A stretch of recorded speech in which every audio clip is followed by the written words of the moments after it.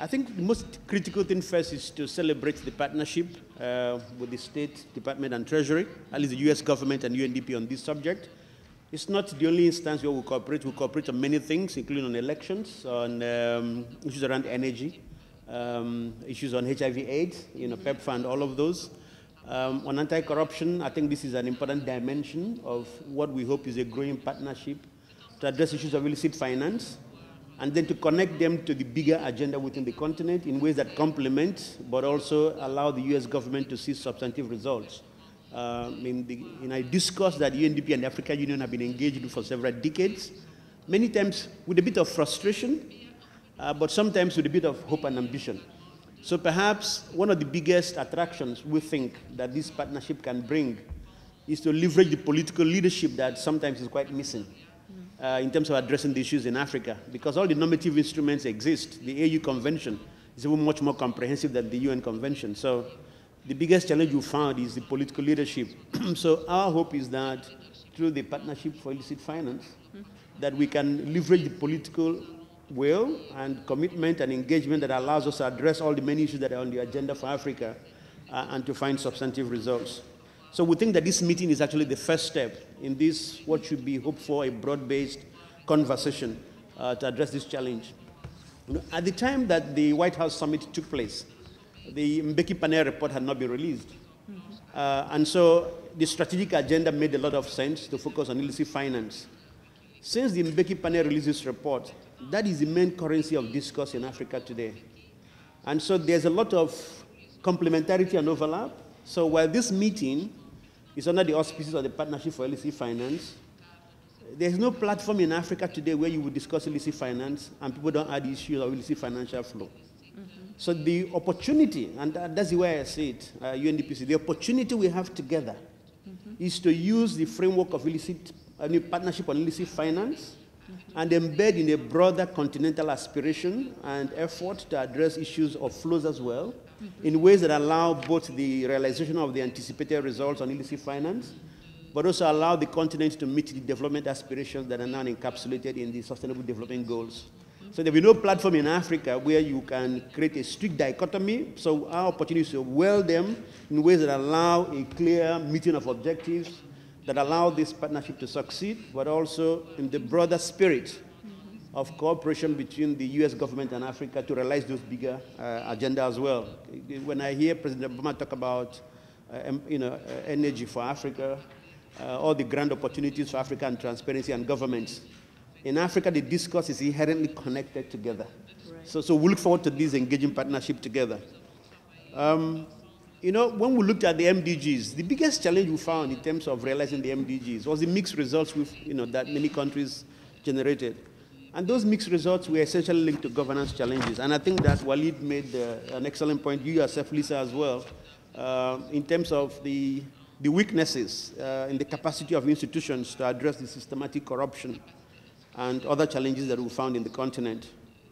And so the key for us then is, now we're discussing the SDGs, and it's about people and planet for prosperity.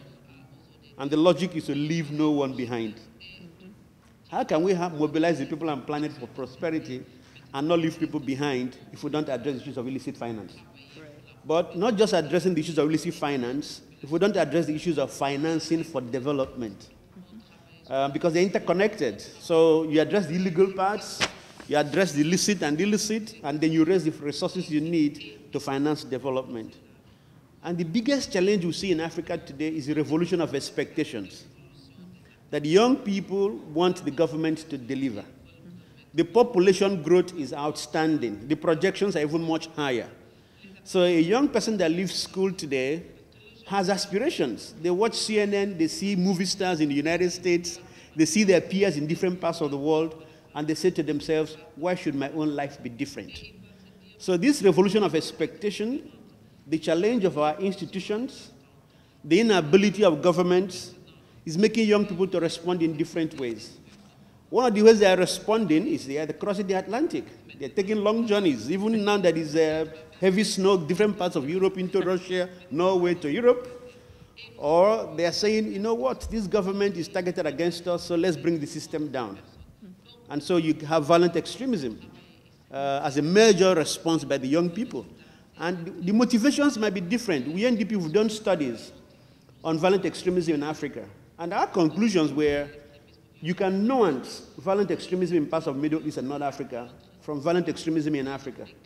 For Africa, the fundamentals have more to do with inclusion, exclusion, socioeconomic issues than they have to do with ideology. So we work with partners who've captured Al-Shabaab and Boko Haram fighters, and they can't cite a passage in the Quran. So it's not about religion. It's about other motivations and drivers. So part of the challenge then is what would we need to make them reverse this journey? So we're doing research to understand the journeys they've walked to become extremists. These were young men in the communities and young women who were seen as, in quote, normal members of society. What journeys did they walk to make that transition to become extremists in their behavior? Because if we understand that, we see the connections between government, between institutions, between ideology, between what is happening in their communities. And so if you look at the Financing for Development conference that took place in Ethiopia last year, the whole idea was, how do you finance development when you talk about the universality of the Sustainable Development Goals? So even in so-called middle-income countries in Africa today, the research evidence is that there is more exclusion in middle-income countries than even in low-income countries. So even the countries in Africa that we say are middle-income, they are doing well, they actually are at more risk because of issues of inclusion. So what do you need to promote inclusion? You need more distribution, right? You need more openness and transparency, but you need to target the vulnerable and the excluded. But you need financing to do that. So what are the means of raising the resources for you to do that so you can promote peaceful and sustainable societies in accordance with Goal 16 of the SDGs? So that's why then for Africa, we believe absolutely in the principle in the partnership. We can begin by looking at the illegal. But for Africa, the discourse cannot ignore the loss of resources that's flowing in different directions. And if we are able to find a glue, a sweet spot that unites this together in ways that demonstrate to the continent the full support of the partners around the world to address illegal financing, but also to address the bigger challenge of husbanding and harnessing resources that go out through different leakages, you have an excellent combination. You have a beautiful entry point. Because some of the leaders who come and sign those agreements are the ones who don't, they do the, for want of a better word, the cosmetic. They will sign the political instruments, they will make the statements, but you don't see implementation. So linking that together creates an incentive structure for them to be more effective as governments in terms of how they respond to the needs of their communities and their constituencies. And so they can come out smelling like roses because they can win the next election, and people can see the deliveries that they provide in government. I think the figures have already been cited in terms of the leakages and what is being lost. I don't need to repeat the figures, and I'm sure that colleagues will make efforts to distribute Lisa's paper, Walid's and mine, to all of those. But the key is that for Africa, if ODA is far less than their leakage, then you can't ignore your leakage. You know, while you want to improve your environment so that people can come and invest through private sector investment, but you hope that private sector investment yields dividends as well. So while private sector can repatriate its profits, it yields investment. So you need a different kind of regulatory regime that allows private sector to flourish as much as is possible, but allows private sector to play within the rules, but allows you to then raise your domestic resource mobilization through taxation, for example. So the big discourse today now about implementing the Sustainable Development Goal is about domestic resource mobilization. You can't grow it by ODA. Actually, Africa now many countries receive more money through remittances than through ODA. So it leads to the big debate again between Africa and Europe about migration. So Europe is putting out $1.8 million to address illegal migration in Africa. Well, how much of that is being applied to the needs in particular countries? So take Senegal, for example, that has a significant number of people living. And if the investment to address illegal migration in Senegal is about $200 million one time, but Senegal receives more than $1 billion from remittances every year. So Senegal's interest is to promote legal migration in ways that the Senegalese can find expression in countries in West Africa, in countries in Africa, in any country in the world, because it increases Senegal's capacity for domestic resource mobilization, for attracting remittances, attracting foreign investment so that it can develop its economy. So there's a bigger debate that's happening in Africa that the African Union is leading and championing, and many country governments have become champions of in terms of how we take some of the issues forward. So I want to conclude with 3 key issues why this is important for us, but looking ahead in terms of what needs to be done. You know, the factor of corruption is critical, and I think Lisa made that point eloquently. You know, not just that corruption leads to distortions within, but corruption also leads to those outflows we were talking about. So the more you address corruption, the more you can address the outflows. So whether they are licit or illicit, the key question is that they are corrupt transactions. So if you can address those corrupt transactions, you stop the leakages, and that allows you to then husband money for your own domestic processes. You know, there are a number of statistics. If you look at DRC today and look at road infrastructure in DRC, and look at the stats about what Mobutu Sese Seko took out of the country, or you look at my own country, Nigeria, you know, during the time of Sani Abacha, or in some parts like Egypt and others, the figures are frightening. So we have an imperative to address corruption in Africa. And the more we address it, the more we can address the leakages in terms of how they flow. But they actually underestimate the dimensions, because you look at both the public sector and the private sector, you find that these are small figures that we are putting. And so the second, of course, is that many African governments said they want to reform the economy, they want to attract foreign direct investment. Well, the legitimate companies that want to invest, they want an environment that's legally clear, where contracts, disputes can be fairly negotiated and discussed through legal systems and rule of law, and where they don't have to pay bribes to be able to do business in your country. So it's in the interest of Africa to address those. And addressing that challenge of environment, of doing bribes, also means that you also expect that those private sector individuals and companies will play within the rules. And those within the rules that they pay fair taxes, they procure legitimately, they close all loopholes by which they can cheat the country out of fair income. So those could be licit, they could be illicit, they could be legal, they could be illegal, but they provide challenges that national governments in Africa are clearly contending with today.